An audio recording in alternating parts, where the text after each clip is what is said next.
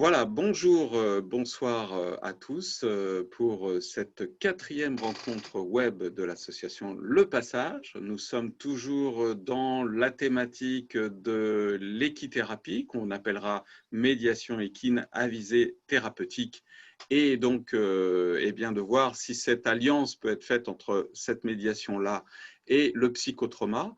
C'est un thème qui nous est cher au niveau de l'association puisque nous préparons un séminaire en ce sens, nous espérons en début d'année, pour rassembler tous les intervenants qui participent à ces web-conférences. Et puis, l'objectif de tout ça, c'est pourquoi pas d'imaginer monter une étude et une structuration beaucoup plus renforcée qui permettent effectivement d'appréhender les personnes et notamment les enfants en souffrance, hein, qui souffrent de ce syndrome d'un état de stress post-traumatique. Malheureusement, on peut dire que, vu le contexte, ce sujet sera encore pendant très longtemps d'actualité. Alors, je tiens à remercier particulièrement Laurent Sicane, qui est depuis Israël connecté. Nous espérons que la connexion restera permanente pendant cette heure. Laurence, je vais te laisser te présenter parce que ton histoire et ton CV est très fourni. Et je tiens à excuser Cathy Leroy, hein, experte de l'Agence nationale de santé, qui devait être avec nous, mais vu le contexte, elle est complètement accaparée, comme tous les personnels médicaux, par la Covid-19. Donc elle n'a pas pu malheureusement rester avec nous et elle nous a promis de revenir pour un autre rendez-vous. Mais là, effectivement, nous sommes dans un contexte d'urgence pour les établissements médicaux. Voilà, et puis avec nous, quelqu'un que vous connaissez tous déjà, pour la connaître pour certains d'entre vous très bien, donc Lina Rossetti. Lina, sur Nice et les Alpes-Maritimes, œuvre depuis plus de 3 ans dans la médiation équine à visée thérapeutique et elle s'est spécialisée, on va dire entre guillemets, depuis 1 an et demi, 2 ans sur le psychotrauma juvénile, justement, notamment avec les enfants victimes de l'attentat de Nice. On va être obligé de dire quel attentat maintenant, c'est ça qui est horrible, vu ce qui se passe aujourd'hui.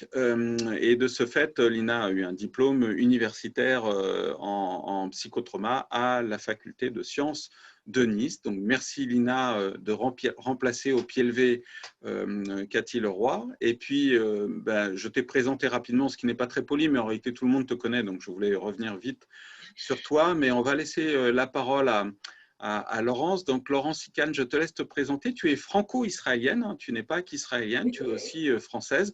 Et ton parcours, peut-être nous dire déjà ton histoire, c'est-à-dire comment tu te retrouves à être équithérapeute. Est-ce que ça a démarré déjà en France ou c'est vraiment quelque chose qui a démarré en Israël? Alors, bonsoir déjà, et journée un petit peu triste, hein. Je compatis à toute la douleur de cette journée, des événements. J'ai commencé ma carrière assez tard en Israël. En fait, je viens d'une famille alsacienne. Mon grand-père était éleveur de chevaux et ils sont dans le même village. Ils étaient éleveurs de chevaux de génération en génération. Donc, j'ai appris à monter à cheval très, très petit, très jeune, et j'ai toujours eu des chevaux dans ma vie. Euh, Vers l'âge de 16 ans, pour des raisons diverses, j'ai décidé d'emménager en Israël, où j'ai continué ma première, puis ma terminale et le bac français en internat en France, en Israël. Et j'ai commencé des études universitaires. J'étudiais plutôt physique et économie, j'étais plutôt scientifique. Et en fait, je me suis mariée assez jeune et mon fils aîné est né avec un handicap très lourd. Donc, j'étais d'abord très jeune et c'était vraiment avec un pronostic vital engagé. Et il a passé les 5 premières années de sa vie en hôpital, hospitalisé, avant de sortir plus tard en HAD. Et donc, j'ai dû arrêter mes études universitaires et j'ai dû me consacrer à cet enfant, à l'accompagner, être avec lui. Et j'ai vraiment, au bout d'un certain temps, quand on est dans une telle situation avec un enfant en difficulté situation qui est extrêmement difficile, eh bien, on perd un peu les pédales, on perd la notion de la vie de tous les jours, de la réalité, on perd son enthousiasme. On est un petit peu en état constant de stress et de survie, en mode survie. Et j'étais justement en train de penser, j'étais en voiture et je pensais justement que je devrais voir une psychologue. Et tout en y pensant, je passe devant un centre équestre et spontanément, je me suis arrêtée. Je me suis dit, tiens, je vais peut-être remonter à cheval. J'ai commencé par faire une leçon, j'ai commencé à monter à cheval. Et à ce moment-là, après une certaine période, j'ai senti ce que le cheval m'avait apporté et je n'imaginais pas qu'il pouvait m'apporter. C'est-à-dire, au-delà du sport et de l'amour de l'animal, ça m'a permis de me remettre sur pied, de reprendre les règles de la vie, si on peut dire, et de retrouver des sensations aussi. Et j'ai évolué dans le milieu du sport équestre, donc du dressage avec la fédération équestre, monitorat, compétition, etc. Beaucoup plus tard, lorsque l'enfant a eu 6 ans, il a donc survécu, il a commencé donc l'équitation thérapeutique, c'était dans les fin des années 80, début des années 90. Et j'ai découvert ce monde-là un petit peu par hasard, c'était quelque chose vraiment à part pour moi. Et ça m'a transportée et j'ai commencé à passer du sport équestre vers l'équitation thérapeutique. C'était en 97 à peu près. Et j'ai continué, donc j'ai fait ma formation et j'ai toujours été extrêmement motivée par mon travail. C'est un travail qu'on fait avec le cœur et aussi avec l'esprit et le corps, mais aussi avec le cœur. Donc, j'ai pris très au sérieux différents rôles en bénévolat, en plus de mon travail, qui me permettaient de développer et d'un petit peu de faire avancer l'équitation thérapeutique en Israël, qui est effectivement, on a beaucoup de demandes, qui est très développée. Mais quand tu as démarré, tu étais pionnière ou il y avait déjà quand même une vraie structuration en Israël par rapport à l'équithérapie? Non, je n'étais pas pionnière. En 86, mon amie et collègue Anita Shkedi a amené ça d'Angleterre, elle vient d'Angleterre, a développé ça en Israël et elle a créé le premier cursus de formation des équithérapeutes à l'Université des sports de Wingate en Israël. Et pendant des années, ça a été la seule et unique possibilité de formation. Et on a tous été formés par Anita, dont on parlera d'ailleurs plus tard. Ouais. Mais non, je n'étais pas pionnière. C'était un peu le début, ce n'était pas dans les proportions d'aujourd'hui. Au niveau du marché, la quantité d'intervenants par rapport à la quantité de personnes qui venaient recevoir cette équithérapie, équitation thérapeutique, médiation équestre. Et voilà, donc ça existait depuis 1986 et je me suis joint à cette équipe 10 ans après. Est-ce que la prise de conscience dans ton pays des autorités nationales, notamment de santé, a évolué? C'est-à-dire, est-ce qu'aujourd'hui déjà la médiation équine à visée thérapeutique, l'équithérapie, est reconnue, soutenue? De quelle manière, si c'est soutenu? Est-ce que c'est quelque chose d'assez récent ou déjà d'ancien? Alors, depuis les années 80, depuis le début, grâce au travail d'Anita Shkedi, il y a eu déjà des prises en charge et des prises de conscience de l'importance de l'intervention avec les chevaux. Et les personnes qui étaient prises en charge étaient, par exemple, les vétérans qui étaient pris en charge par le ministère de la Défense, qui finançait déjà à l'époque les sessions. Et nous avions aussi le ministère des Affaires sociales et le ministère de l'Éducation qui envoyait les personnes en institut ou en école spécialisée faire un accompagnement avec le cheval. Ça a très très vite parlé aux gens dans ce pays. C'est un pays qui est assez ouvert à ce niveau-là et qui aime beaucoup les nouveautés et les choses, et ça a beaucoup intéressé. Et comme le disait le docteur Prieto, les témoignages ont parlé d'eux-mêmes. Hein. J'ai visionné donc les entretiens avec le docteur Faure et le docteur Prieto. Et donc, oui, c'est au-delà du manque de recherche scientifique, nous avions des témoignages et des résultats sur le terrain qui ont fait que… Voilà. Plus tard, autour des années 2000, ça a commencé en 99, 2000, 2001, la sécurité sociale israélienne s'est mise à prendre en charge les enfants entre l'âge de 4 ans et 18 ans. Donc, oui, l'équitation thérapeutique est prise en charge aujourd'hui, jusqu'à ce jour, toujours. Les enfants, et ça se fait sur ordonnance médicale ou paramédicale, et souvent et médicale et paramédicale. Nous avons en Israël le système est légèrement différent par rapport à la France. Nous n'avons pas une seule sécurité sociale, nous avons 4 caisses principales de sécurité sociale. Et en fait, le fait qu'elle se soit mise à prendre en charge l'équitation thérapeutique n'est pas pour une raison si romantique qu'on puisse l'imaginer, mais c'est que les lois par rapport au fonctionnement de ces caisses médicales ont changé en 2000. Il y a une nouvelle loi qui a fait que les budgets du gouvernement étaient partagés entre ces 4 principales caisses selon le nombre d'assurés qu'ils avaient. Donc, qu'est-ce qu'ont fait ces assurances? Elles ont essayé d'attirer le plus possible de personnes vers elles et elles ont un petit peu enquêté. Qu'est-ce que les gens voulaient? Ils voulaient de l'équitation thérapeutique. Donc, ça a été vraiment la première chose qu'ils ont permis de faire de l'équitation thérapeutique, enfin de ce que j'appelle de la médiation équestre à visée thérapeutique, avec sous condition d'ordonnance médicale, etc. Il faut quand même le justifier, parce que sinon tout le monde va vouloir faire de cheval. Tout le monde a ses problèmes, donc ce sera infini comme marché.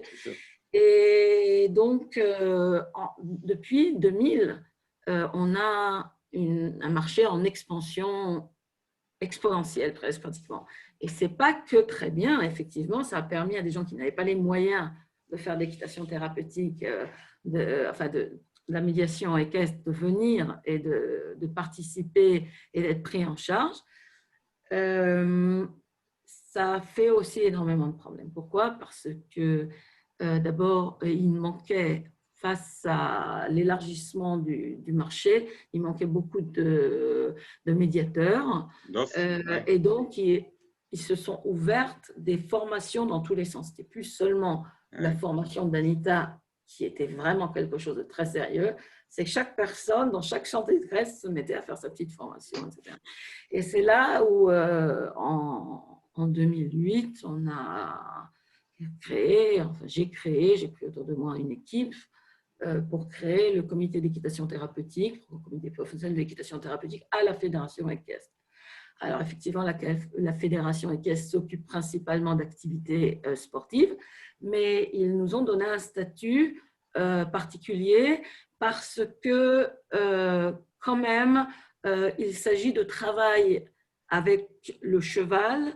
On a quand même un double métier qui est le métier de cheval, de monitorat, de gestion du cheval. Et ce n'est pas rien, hein, quand même, toute la sécurité de l'activité passe par là. Et le côté visée thérapeutique était plutôt laissé à nous, notre équipe d'équitation, notre équipe du comité. Et nous avons créé d'abord nous avons créé un syllabus, un programme d'études qui est censé être obligatoire pour toutes les formations, un programme minimum 10 ans pour devenir équithérapeute. Il faut faire tant et tant d'heures de ceci, tant et tant d'heures de cela. Voici les conditions d'admission dans les cours. Et nous avons également aussi formé, avec quelqu'un qui venait des États-Unis, un groupe de personnes qui étaient capables de devenir ce qu'on appelle des juges, des évaluateurs à la fin de ces formations pour pouvoir vraiment avoir une charte de qualité par rapport aux gens qui sortaient de ces cours. Bon, ce n'est pas tout à fait réglé dans la mesure où il n'y a pas de législation. Donc, que ce soit notre livret de recommandations professionnelles que nous avons créé, que nous avons écrit, et que ce soit le programme obligatoire, enfin, entre guillemets obligatoire de formation, c'est un petit peu à la bonne volonté des gens. Mais quand même, les assureurs qui assurent, c'est l'activité dans les centres équestres et qui assurent professionnellement les personnes qui pratiquent, ainsi que les personnes qui dans les caisses maladie, ont quand même nos recommandations et on maintenant met beaucoup plus de restrictions par rapport à quelles sont les personnes agréées et où elles ont été formées. Alors oui, on a avancé, oui, on n'est pas arrivé encore à nos fins, nous ne sommes pas arrivés à faire une législation. D'ailleurs, il faut savoir que dans le monde, il n'y a pas de pays ayant une législation, mais autour de ces pratiques avec les chevaux. Mais il y a des organisations, hein, je pense à PASS International, je pense à American, je pense à ETI, qui était la forme britannique de l'organisation nationale et qui est devenue aussi internationale. Et en Allemagne, on a aussi ils ont d'ailleurs été les premiers à faire cette organisation pour la gestion et les bonnes pratiques et l'institut, enfin dire qu'est-ce qu'il faut faire pour être formé, comment et agréer des formations et pas d'autres. Alors on peut toujours faire ce qu'on veut, mais quand même il y a des limites. En ce moment, j'ai été mandatée par la Fédération équestre il y a 2 ans pour créer une formation supérieure pour la médiation à but thérapeutique. C'est-à-dire que nous prenons des gens avec plus de 5 ans d'expérience, avec des profils extrêmement particuliers, et nous formons ces gens pour pouvoir coacher et pour pouvoir superviser les activités, pour pouvoir participer aux formations, tout au moins dans leur partie pratique. Et donc, ce projet a été, nous devions commencer en début octobre, le cours, avec 15 participants triés sur le volet. Et malheureusement, avec le corona, ça a été remis, on espère, au printemps. On espère. Voilà. Et dis-moi, ton fils, finalement, ça a donné des résultats? Alors, d'abord, mon fils est médecin aujourd'hui. Il a survécu. Il est médecin, il se spécialise dans un grand hôpital en Israël en médecine interne et gastro-entérologie. Et il a très longtemps été en HAD tout en étant étudiant en médecine. Maintenant, il va mieux. Et donc, HAD, voilà. hospitalisation à domicile. Ouais. D'ailleurs, qui a été mise en place en France. Mon mari avait fait Fontainebleau, l'INSEAD pendant 1 an. Nous étions tous venus avec l'accompagné. Et le garçon a été suivi à Robert Debré à Paris. Et c'est eux qui avaient mis en place toute cette HAD. On avait continué en rentrant en Israël. Et oui, lui en parle. Écoutez, je vais vous raconter une anecdote. J'essaie d'être brève. Il est très, très difficile en Israël d'être reçu en médecine. Je crois qu'en France, les sélections principales se passent à la fin de la première année. Alors, en Israël, la sélection est très, très difficile pour intégrer la première année. Et parmi les examens multiples qu'ils ont, ils doivent faire une simulation de situation, de mise en situation avec des acteurs par rapport à des cas qu'ils vont rencontrer pour voir comment est-ce qu'ils réagissent. Et pour le coup, c'était une dame qui venait avec son enfant de 8 ans qui a été diagnostiquée avec une hyperactivité, je crois que c'est la TDAH, on dit en français, en anglais ADHD, mais en fait, il était ce qu'on appelle borderline, il était à la limite, il ne rentrait pas complètement, les diagnostics faisaient qu'il n'était pas complètement diagnosticable et il n'avait pas le droit à tout ce que l'on a le droit quand on est diagnostiqué avec une TDAH, comme accompagnement, comme soins, comme médicaments, etc. Et mon fils a eu l'idée de le proposer à cette mère l'équitation thérapeutique parce que selon lui, ça marchait très bien. Et bien, il a été reçu en médecine. Alors, oui, ça lui a fait, je pense qu'il en parle encore maintenant avec beaucoup d'émotion. Il suit beaucoup mon travail. Je travaille aussi avec lui pour certaines parfois comprendre des pathologies qui me sont Mais nouvelles. Laurence, tu peux prétendre que vraiment l'équithérapie l'a vraiment aidé dans son évolution, dans sa Alors, je ne peux thérapie. pas prétendre que c'est ce qui l'a fait évoluer positivement. Je pense que c'est un ensemble de choses. D'abord, la première chose qui l'a permis d'arriver où il en est, surtout en vie, parce qu'il est quand même le seul cas au monde avec la maladie qu'il présentait en vie aujourd'hui, c'est d'abord l'équipe médicale. On a une équipe médicale exceptionnelle avec qui nous sommes toujours en contact et extraordinaire. Je crois que le crédit arrive tout d'abord à l'équipe médicale. Ensuite, il y a aussi, je pense, dans le cas de façon générale des enfants qui ont une pathologie ou qu'elles mettent la vie en danger ou pas, la famille et la cohésion de la famille est très, très importante. Et je crois que mon mari et moi, et puis après nous avons eu d'autres enfants, nous avons toujours été très, très autour et très, très comment dire, nous avons accompagné, nous avons cherché beaucoup de stabilité dans notre façon d'être avec les enfants, etc. Et je pense que dans cette optique, je pense que l'équitation m'a aussi aidé beaucoup personnellement, en tant que mère d'un enfant avec une telle pathologie. Je pense qu'à un moment donné, l'équitation thérapeutique, l'équithérapie a été importante dans son approche, surtout par rapport à l'approche de son corps. C'est un enfant qui a souffert, qui a eu mal. Pour lui, son corps était un ennemi presque.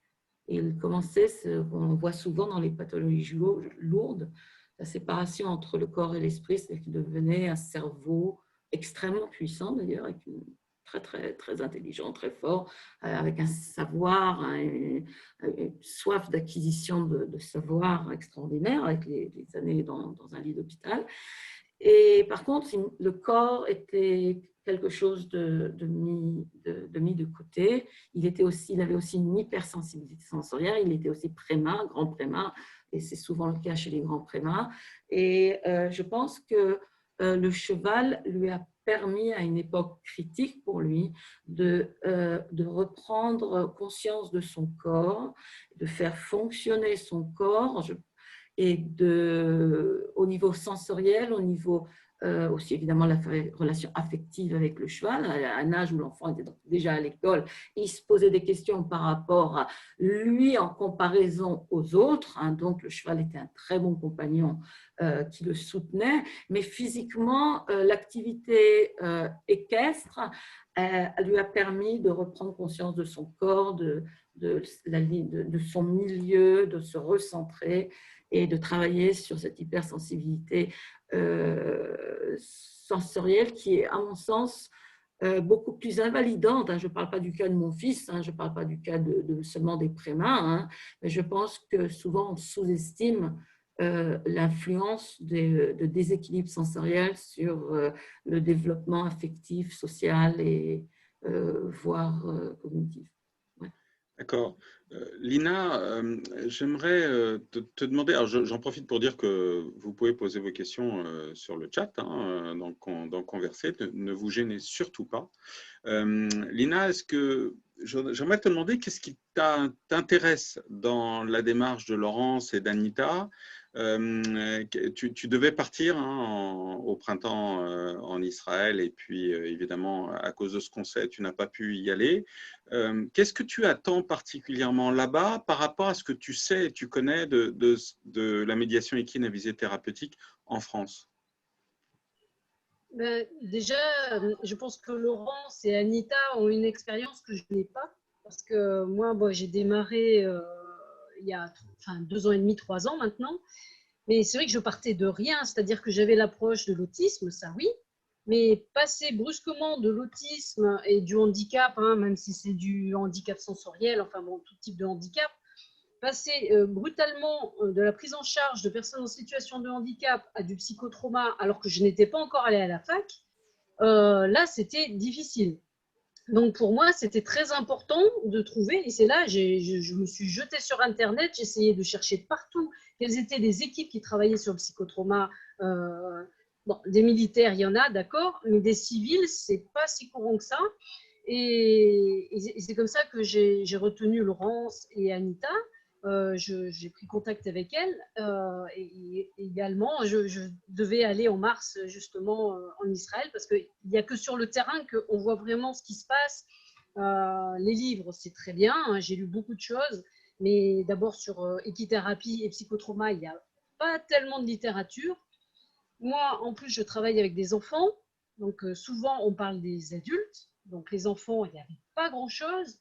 Donc depuis, grâce à Laurence Amery qui m'aide beaucoup dans mes recherches, on a trouvé des documents et des publications américaines notamment sur le psychotrauma de l'enfant. Alors c'est ce qu'on appelle le trauma complexe, hein, c'est plutôt des abus, des négligences, des enfants maltraités.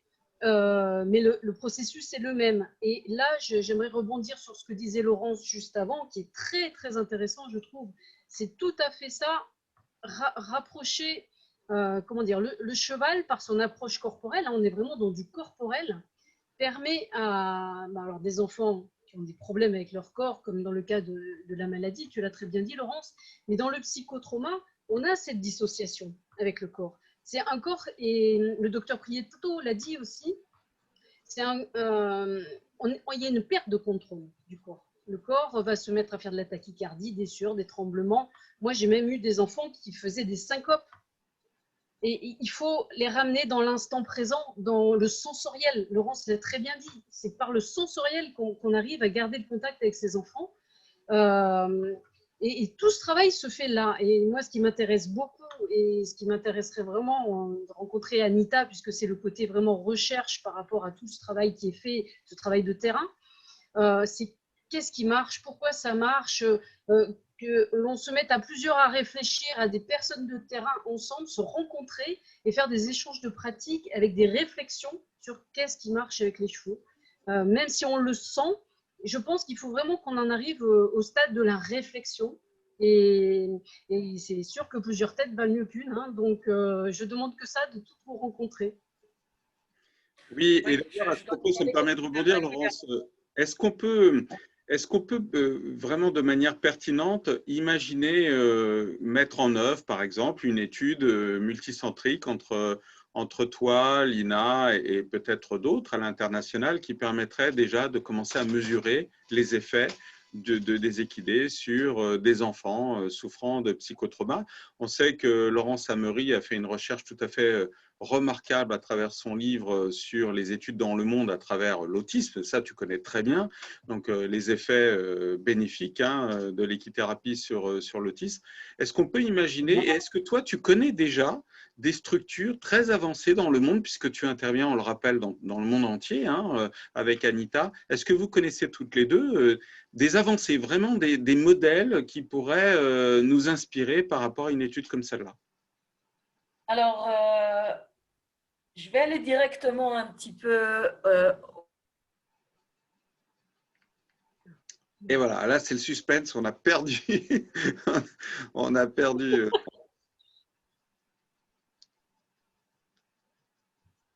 Pour toi, de ton côté, Lina, est-ce que c'est quelque chose que tu as déjà commencé à amorcer, à imaginer? Quel serait l'intérêt, selon toi, de sortir de France pour aller chercher des expériences à l'étranger, comme en Israël? Oui, alors voilà. Donc, je vous ai perdu quelques secondes. J'ai enlevé du coup ma vidéo. Je suis Très bien. J'ai bien écouté ce que tu m'avais dit. Voilà.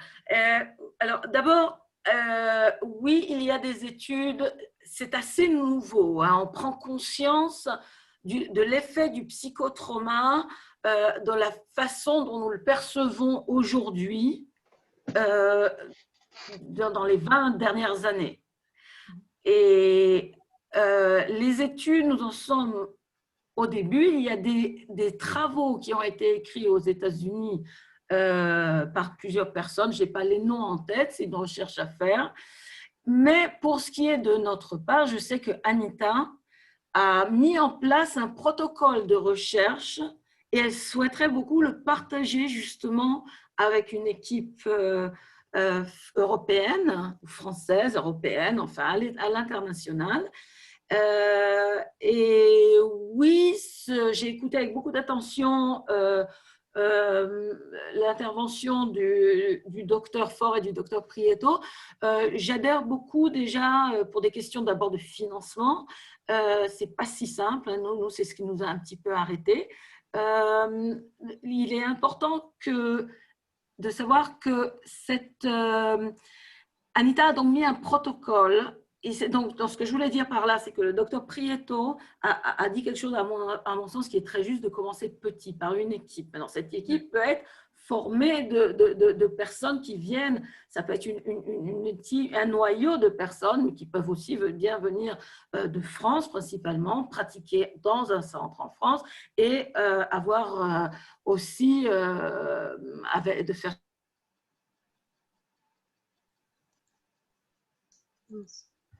Il faut que tu coupes ta caméra, vraiment, Laurence. Toi, Lina, c'est quelque chose qui t'intéresse, hein? Ah oui, bien sûr, mais il n'y en a pas tant que ça, hein. On a déjà bien cherché avec Laurence Marie. Il n'y a pas tellement d'études que ça à l'étranger, hein. C'est vraiment émergent et pourtant c'est un sujet crucial.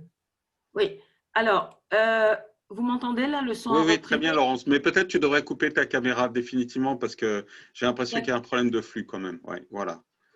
Alors, donc, a priori, Anita a mis un protocole en collaboration avec des psychiatres, hein, le professeur Chalev de l'Université de Jérusalem, des médecins spécialistes dans le sommeil, dans les problèmes de sommeil, un protocole d'études qui est très intéressant et qui est assez nouveau dans son approche puisqu'il parle de prise de paramètres physiologiques chez les personnes. C'est-à-dire qu'une société en Israël a créé un appareil, ça existe peut-être ailleurs qu'en Israël, hein, qui est un petit peu la version évoluée de ces montres connectées qui prennent le pouls, mesurent la tension, etc. Et cet appareil qui est facilement utilisable à la maison et même à cheval, peut prendre des mesures physiologiques qui nous permettraient éventuellement par rapport à un groupe qui va pratiquer l'équithérapie et un groupe qui ne pratiquera pas l'équithérapie, d'étudier, disons, sur 40 semaines, hein, c'était un petit peu son idée, une vingtaine de personnes, de voir l'effet du cheval déjà au moment de la séance et après, hors de la séance, de déterminer donc des critères de suivi qui peuvent être le sommeil, l'interaction sociale, la proactivité dans la vie de tous les jours, etc. Et jusqu'à présent, elle avait fait elle-même une étude qui était basée sur des questionnaires. Hein. Des questionnaires, de la même façon que bon, je ne sais plus si c'est le docteur Faure ou le docteur Prieto en ont parlé, il y a des questionnaires existants, d'abord des données de base, puis après suivre l'évolution selon des critères très spécifiques. Et là, Anita souhaiterait justement évoluer, passer justement avec aussi des mesures physiologiques qui pourraient donner peut-être une approche plus scientifique à une étude, parce qu'il faut savoir que nous avons réellement un problème au niveau de la recherche, hein, dans ce monde équestre. C'est qu'ayant souvent discuté avec des médecins, le monde autour de l'activité d'équithérapie n'est pas suffisamment stérile pour pouvoir isoler une cause à effet par rapport à l'effet du cheval sur la personne. Donc, si vous voulez, on peut se rapprocher le plus possible d'une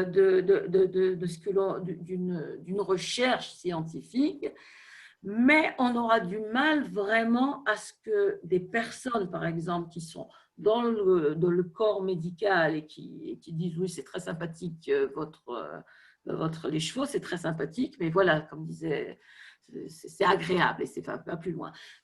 Mais disons que donc essayer d'approcher le plus possible une approche scientifique serait, selon l'idée d'Anita, d'aller vers des prises de mesures régulières, voilà.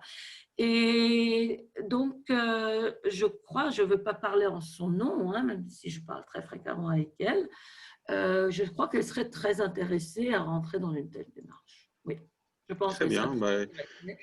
Et je pense que j'ai commencé un petit peu à m'occuper à être un petit peu plus, à comprendre ce qui se passait en France avec l'équitation thérapeutique. Bon, je ne connais pas tout, hein, vraiment, j'ai connu peut-être une partie, mais je sais que beaucoup de gens se sont tournés vers nous pour venir en Israël faire de l'équitation thérapeutique comme nous la faisions. Nous ne trouvaient pas de structure en France. Alors, je sais maintenant qu'il existe des structures, mais je sais aussi qu'il y a un grand nombre de spécialisations et de formations qui fait qu'il m'a été assez difficile de déterminer, si ce n'est de créer une terminologie par rapport aux activités pratiquées en France. Donc, beaucoup de gens souhaitaient venir chez nous, mais ça n'a pas tellement de sens parce que la pratique de l'équithérapie doit se faire dans le temps et pas tous les jours pendant une semaine, ça n'a aucun sens. Hein? Donc, a priori, je pense que amener vers nous le corps médical et paramédical en disant voilà ce que des personnes ont trouvé et donc il serait temps que l'équitation thérapeutique, l'équithérapie, la médiation à but thérapeutique, etc., deviennent quelque chose qui soit prescrit par les médecins et surtout, encore plus important, qu'il y ait une collaboration. Je ne conçois pas notre travail sans collaboration avec le corps médical ou paramédical. Hein, c'est sine qua non. D'abord parce qu'on travaille avec des personnes, il est hors de question qu'une personne soit suivie par un psychiatre ou un psychologue et que nous travaillons en déconnecté de ce qui se passe. Il faut qu'il y ait une collaboration, c'est sine qua non. Et aussi parce que parfois, nos activités, nos méthodes peuvent faire avancer des situations qui sont parfois bloquées. Je le sais, pas parce que je suis une grande enthousiaste de ce que nous faisons, mais parce que c'est le témoignage de psychiatres, de psychologues, de médecins. Voilà. Donc, je pense qu'il est important de faire ce qui se rapprochera le plus possible d'une étude, d'une recherche, et qui pourra éventuellement parler au corps médical. Très bien, c'est effectivement très, très intéressant, très riche. Et Lina, je ne sais pas si tu souhaites réagir, mais en tout cas, comme on est dans une visio internationale grâce à Laurence, et que je sais que nous avons la chance d'avoir avec nous une Québécoise, Esther Delille, peut-être, Esther, si vous pouviez allumer votre micro, j'aimerais bien entendre votre réaction. Vous avez réagi par chat. Tu as vu, Lina, hein, elle te pose une question, Esther, si tu connais Nancy Parish Place. Voilà. Il y a Laurence Amery aussi qui nous fait référence dans le chat à quelques recherches et études qu'elle a trouvées sur psychotrauma et médiation équine à visée thérapeutique. Peut-être, Lina, déjà, si tu souhaitais peut-être apporter une réaction à ce qu'a dit Laurence, et puis Esther, avec plaisir pour l'entendre. Lina? Oui, non, mais c'est très juste hein, ce que dit Laurence. Il faut vraiment travailler avec, mais ça on le dit aussi toujours, avec l'équipe soignante. Ce qui est plus difficile de mon côté, à moi personnellement, c'est qu'à chaque fois que je me rapproche des équipes, j'ai l'impression presque de faire du forcing pour participer. Je donne un exemple. Je travaille avec un hôpital de jour, donc en pédopsychiatrie.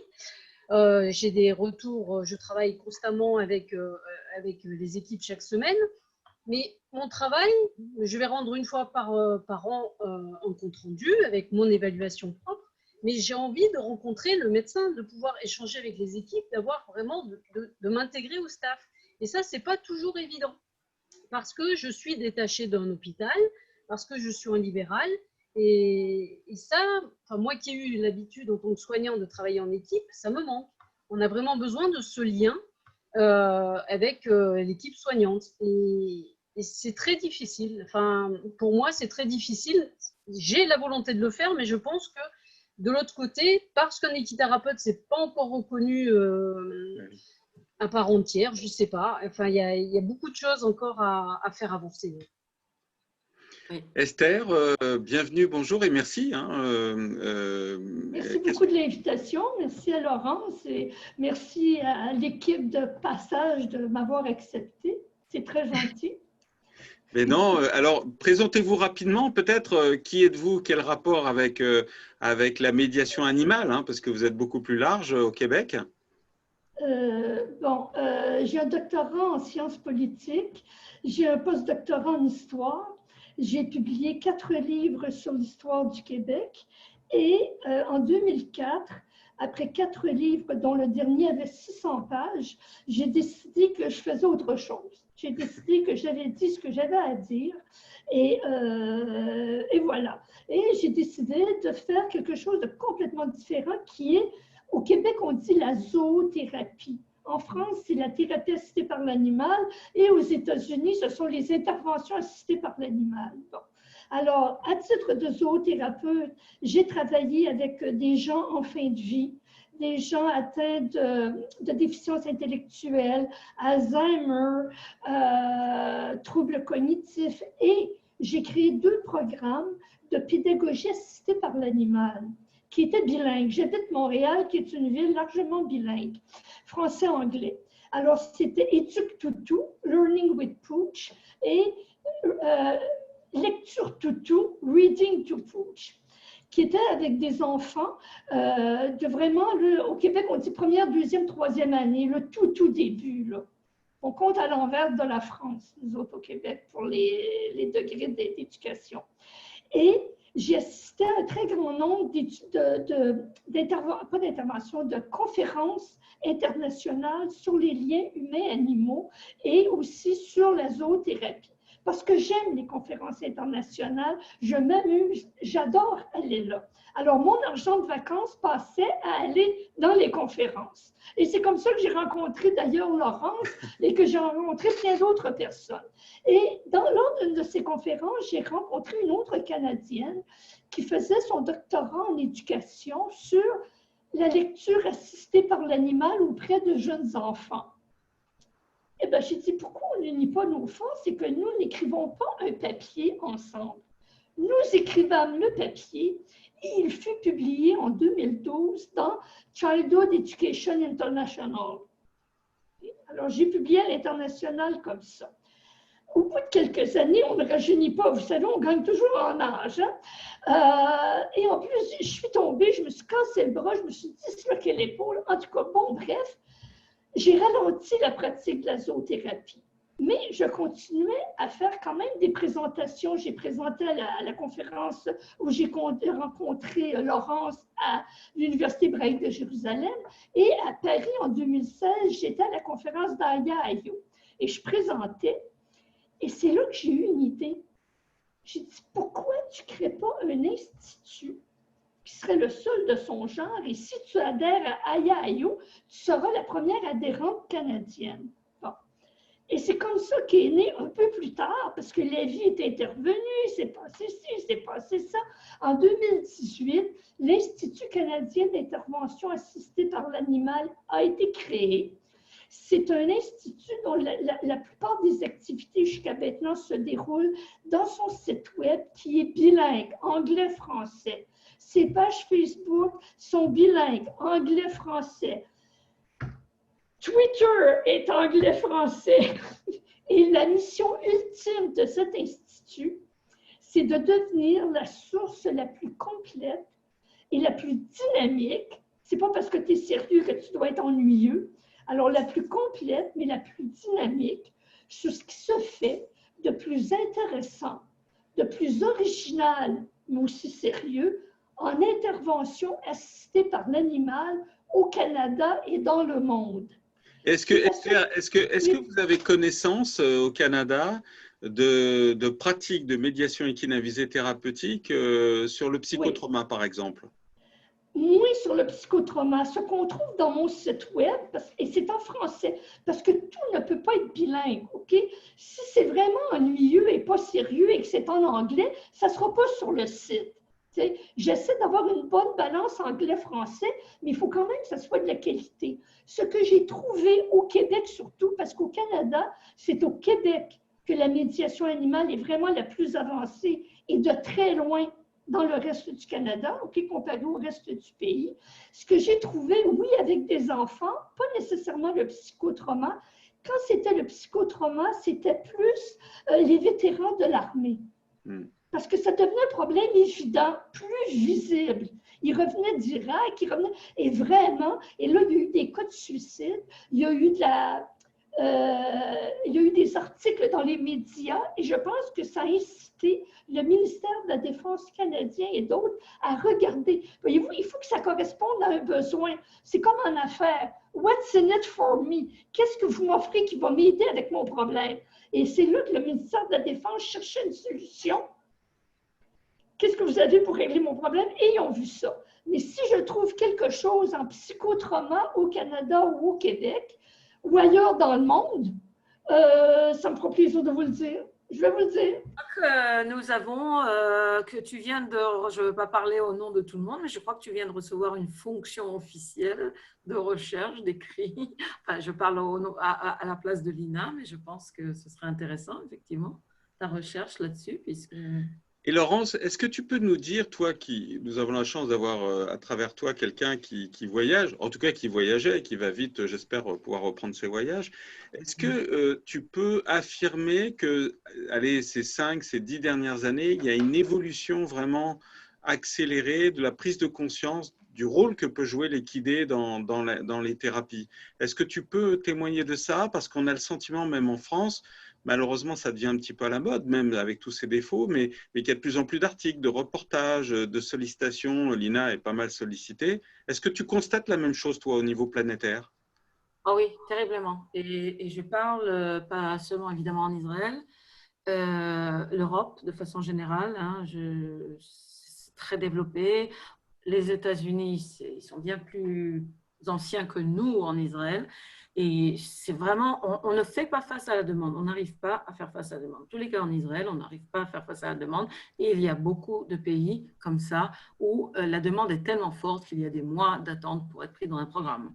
Oui, mais ce que je veux dire, Laurent, c'est la prise de conscience par les autorités, parce qu'il y a toujours une fracture, on l'a souligné durant cette visio, entre les autorités qui ont tendance à marginaliser quand même encore largement ce qu'elles considèrent comme quelque chose qui n'est pas très, très sérieux, et puis cette évolution dans vos pratiques. Donc, est-ce que toi, tu constates, au-delà même d'Israël, qu'aux États-Unis, au Canada ou ailleurs, il y a vraiment une évolution, une prise en charge sérieuse pour renforcer l'équithérapie? Oui, je pense que la médecine et ses spécialisations reçoivent suffisamment de témoignages, c'est une fonction exponentielle, hein, pour prendre conscience de l'effet du cheval sur certaines pathologies. Oui, je pense qu'il y a de plus en plus de prise de conscience. Oui, je pense qu'il y a de plus en plus surtout de coopération entre les équipes paramédicales et médicales. Hein, je suis désolée, mon français n'est pas parfait. Je n'ai pas trop l'habitude de m'exprimer en français, mais j'essaie. Ah bon? Ah bah dis donc. Ça va s'améliorer, ça va s'améliorer. Heureusement qu'il n'est pas parfait. Donc, alors, ce qui est très important, moi je pense, que certains médecins disent, le cheval fait peur aussi.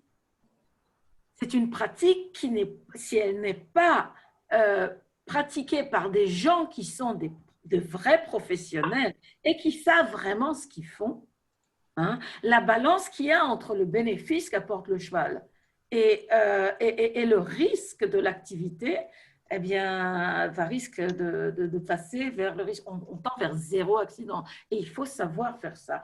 Donc, les médecins, lorsqu'ils donnent une ordonnance, lorsqu'ils envoient quelqu'un en équitation, ils ont une drôle de responsabilité là-dedans. Hein. Et c'est une discussion que nous avons avec le corps médical. Certains médecins restent vraiment dire, je ne peux pas faire ça, s'il se passe quelque chose, je ne connais pas ce monde-là, je ne sais pas suffisamment qui pratique, chez qui envoyer, qui est mieux que qui. Et donc, moi, je comprends parfaitement cette hésitation, mais par contre, je crois que nous sommes loin d'une législation. Pourquoi? Parce que ce métier est un métier qui est sur la barrière, un petit peu, je ne sais pas si on dit cette expression en français, entre le monde du cheval, hein, et donc l'équitation et la pratique du cheval, et la thérapie. Alors, il faut savoir que au niveau terminologie, nous avons ce qu'on appelle l'hypothérapie, hein, qui est mondialement reconnue comme une branche séparée de la médiation et de l'équitation thérapeutique, therapeutic riding, qui est en fait des personnes, je crois que c'est le cas du docteur Force, dans ce que j'ai entendu dans la dernière intervention, ce sont des gens qui sont eux-mêmes paramédicaux, c'est-à-dire qui sont psychologues, qui sont médicaux, psychiatres, qui sont aussi kinés, hein, ou aussi des spécialistes du développement fonctionnel, ou alors qui peuvent être également dans l'orthophonie, hein, ça marche très bien aussi, et qui utilisent, entre guillemets, le cheval comme vecteur d'activation et de remotivation de la personne, qui sort le patient des cases comment dire, habituelles, en Oui, fait, conventionnel. conventionnelles du soin en salle. Donc, ça marche vraiment aussi très bien.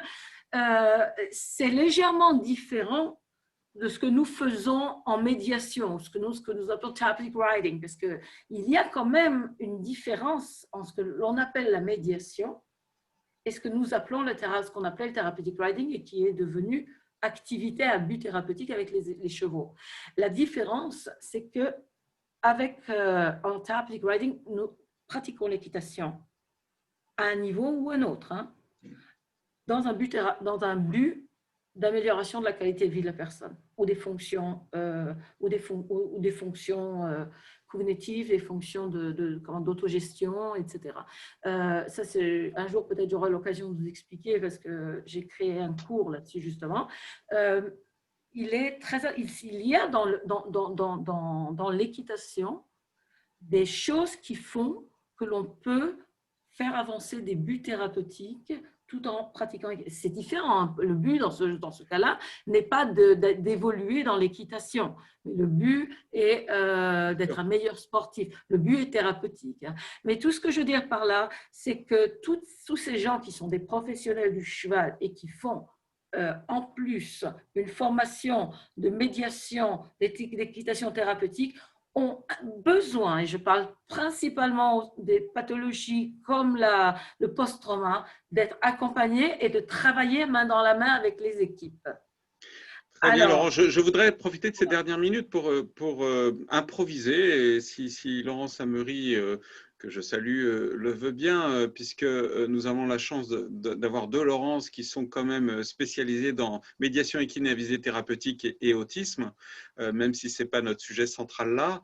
Je voudrais donner la parole à Laurence je sais qu'elle peut réagir par rapport à tout ce qu'on a dit, la difficulté de monter un programme de recherche, mais aussi ce côté, j'ai envie de vous poser la question toutes les deux, alors il ne reste pas beaucoup de temps, on peut peut-être déborder un petit peu, mais est-ce qu'on peut bénéficier, capitaliser sur les études et les recherches qui sont faites dans l'autisme à travers la médiation équine à visée thérapeutique et le mettre à profit pour le psychotrauma? Est-ce que toi, Laurent Sammery, est-ce que toi, ça te paraît pertinent? Et puis peut-être réagir rapidement à ce qui a été dit avant.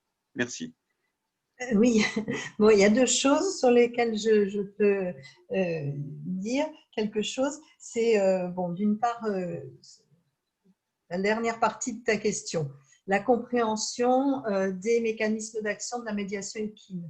je les ai analysées, moi, au travers de toutes les études internationales que j'ai pu lire concernant la médiation équine et l'autisme.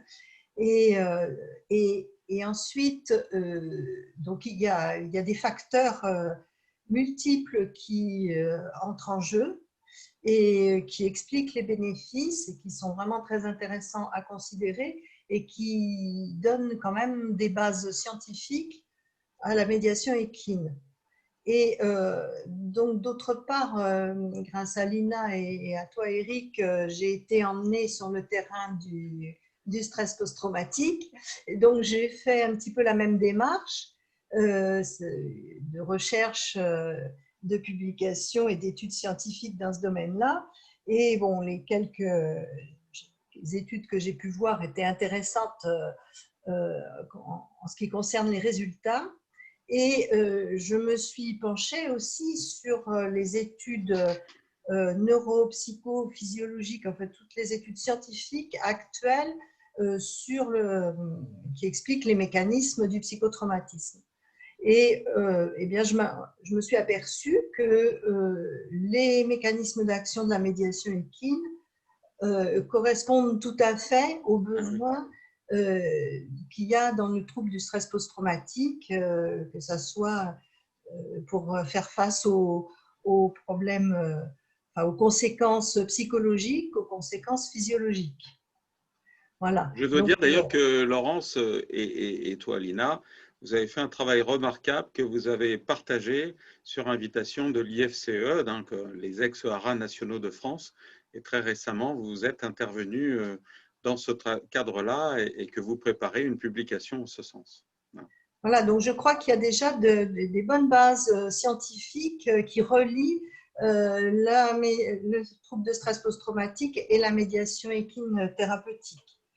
Et donc, pour ce qui est des études ultérieures, je crois qu'effectivement, comme l'a dit Nathalie Prieto et Patricia Faure, il faut faire assez simple, avec des outils très simples qui puissent être utilisés en pratique courante. Et bon, moi, je me suis penchée sur toutes les difficultés méthodologiques qu'on rencontrait en médiation équine thérapeutique, puisque dans le cadre de l'autisme, moi, j'ai fait une étude d'évaluation qualitative des résultats pour les enfants que nous suivions en médiation équine à l'hôpital de jour.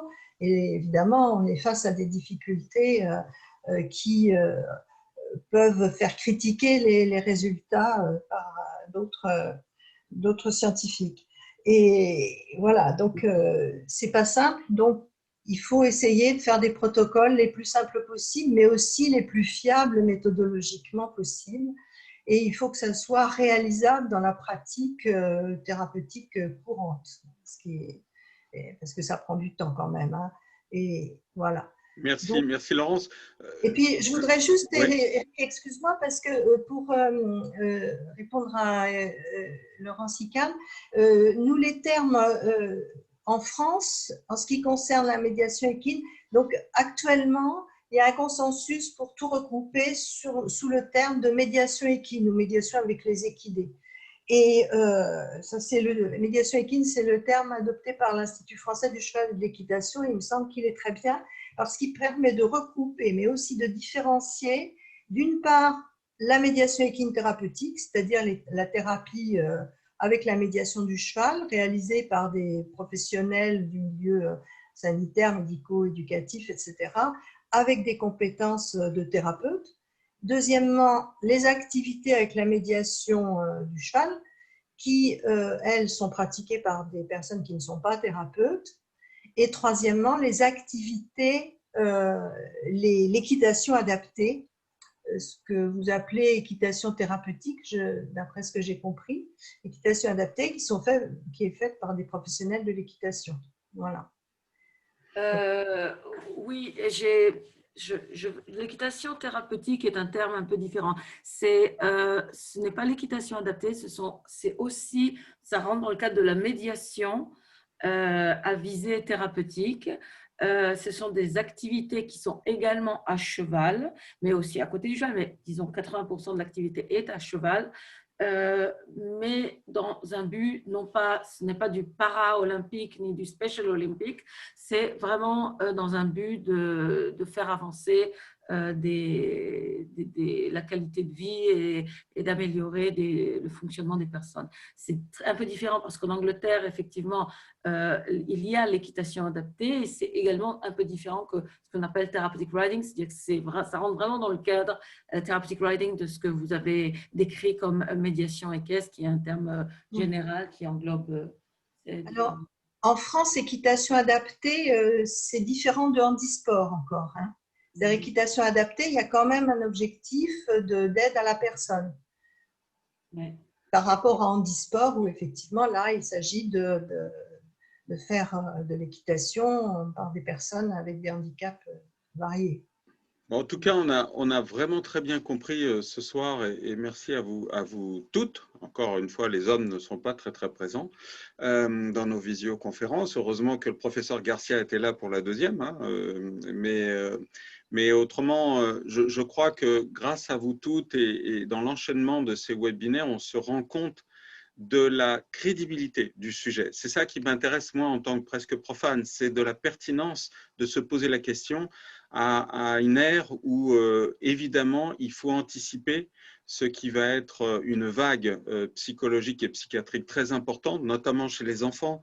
On sait déjà qu'après la première vague en France, il y a eu un impact incontestable lors du déconfinement, qui s'est fait assez brusquement, effectivement, et qui a entraîné pas mal de troubles, c'est ça, hein, Lina, chez pas mal d'enfants. Tu as pu le constater toi-même avec des enfants que tu suis. Les enfants de l'IME, oui. Qui avaient les enfants de l'IME, complètement. On a perdu des mois et des mois de travail. Donc, on espère que le confinement ne les concernera pas cette fois-ci. Mais en tout cas, je crois plus que jamais qu'il faut être motivé pour mettre en place, grâce à Laurent Sicane et des personnes qui existent et qui ont une vraie expérience de vie avec Anita, évidemment. Mais c'est l'idée de poser les jalons qui vont permettre effectivement, à travers quelque chose de plus simple possible, de pilote, de commencer à convaincre aussi les consciences que l'équithérapie, certes, peut être pratiquée par n'importe qui, hein, c'est vrai qu'on le sait, on le dénonce aussi en France, mais aussi par des personnes aussi sérieuses que vous, et que de ce fait, en bénéficiant d'un programme d'études pilotes qui permettent d'ancrer de manière assez rigoureuse, notamment à travers l'évaluation, la médiation équinavisée thérapeutique, on avancera.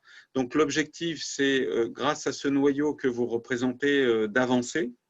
On a encore d'autres webinaires qui nous attendent, hein, et je pense que du coup, il y aura malheureusement beaucoup plus de disponibilité aussi avec le confinement qu'on va vivre en France. En tout cas, je voulais vous remercier vraiment, Laurence, les deux Laurence, hein, parce que merci Laurence, ce n'était pas prévu, mais bon, il n'y a pas de souci, on se connaît très bien. Esther aussi, hein, ça nous fait plaisir d'avoir un témoignage et puis de voir de ce qui se passe ailleurs dans le monde, et puis on grandira tous ensemble. Je vous propose vraiment de faire comme ça. Je sais que Lina et Laurent Sicane, vous êtes vraiment en contact régulier. Donc, Lina est dans les starting blocks pour venir en Israël, ça c'est clair, hein. Donc maintenant, on ne sait évidemment pas quand. Mais ce que je vous propose, c'est vraiment, vous avez entendu les témoignages de Patricia Faure, du docteur Prieto. Le professeur Garcia est tout à fait intéressé aussi de s'associer. On a vraiment des gens très sérieux dans ce domaine et on a les moyens intellectuel de le faire. Pour être très honnête, en tout cas de notre côté avec l'association de passage, ce qui nous manque, c'est certainement le temps et avant même les ressources financières, c'est le temps et la disponibilité, donc pour pouvoir s'investir dans ce type de programme et le faire le plus sérieusement possible. En tout cas, moi, je me permets de vous embrasser toutes. Hein, de toute façon, ça ne mange pas virtuellement. Vous aussi. Et puis… Vraiment un confinement qui se passe le mieux possible et que les choses terribles qui se sont passées aujourd'hui ne se reproduisent pas. Bonne chance pour ce confinement. Un grand merci. Merci Laurence. Merci. Au revoir. Au revoir à tout le monde. Au revoir. Merci. Oui, elle-même.